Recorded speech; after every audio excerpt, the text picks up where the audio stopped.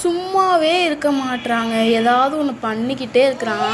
அந்த டப்பாக்குள்ளே போட்டு பேச விடு தம்பி. அந்த டப்பாக்குள்ளே போட்டு அழகாக மடித்து வச்சுருந்தேன். எல்லா துணியும் எடுத்து வெளியே போடுறது, அடுத்து உள்ள அள்ளி போடுறது, இதே தான் வேலை. மடித்து வச்சுருக்கிறது எல்லாத்தையும் இந்த மாதிரி தான் கலைச்சி இது பண்ணி போட்டுருவான். வீடு ஃபுல்லாக பரப்பி போட்டுருவான். தூக்கி தூக்கி வீசுவான்.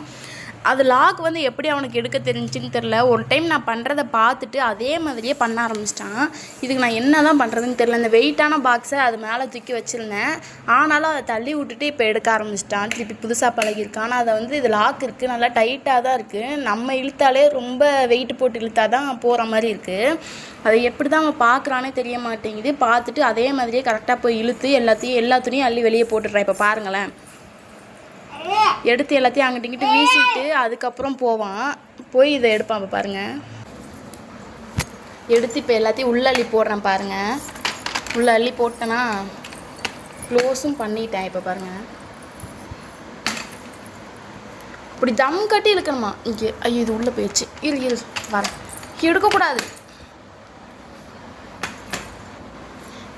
இங்கே இரு தம்பி, அது லூஸ் ஆயிரும் தம்பி. இப்படி பண்ணக்கூடாது தம்பி. இல்லை தம்பி, போட்டா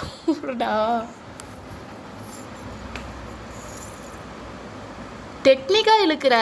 இந்த கையில் வரலன்ட்டு அந்த கையில் இழுக்கிறியா? இழுத்தா கூட பரவாயில்ல. உள்ளே இருக்க துணி அள்ளி போடாமல் இருந்தால் பரவாயில்ல. இதை வச்சே விளையாண்டுட்டு இருந்தா எல்லாத்தையும் அள்ளி வெளியே போட்டுருவான். மடித்தது எல்லாத்தையுமே. நான் புது துணிலாம் இங்கே வைக்க மாட்டேன். தம்பிக்கு சும்மா ரஃப்யூஸ்க்கு போட்டு விட்ற துணி மட்டும்தான் இங்கே வச்சுருக்கேன். அதை வைக்கவே விட மாட்டேன். இதில் புதுசெல்லாம் வச்சோம்னா அவ்வளோதான், ஒன்றும் இல்லாமல் ஆக்கிடுவான். இப்போ ஆல்ரெடி எடுத்து போட்டதெல்லாம் வீடு ஃபுல்லாக பரப்பி போட்டாச்சு. இப்போ புதுசாக அடுத்த ரவுண்டு எடுத்து போட்டுட்ருக்கான். வேறு ஒன்றும் இல்லை.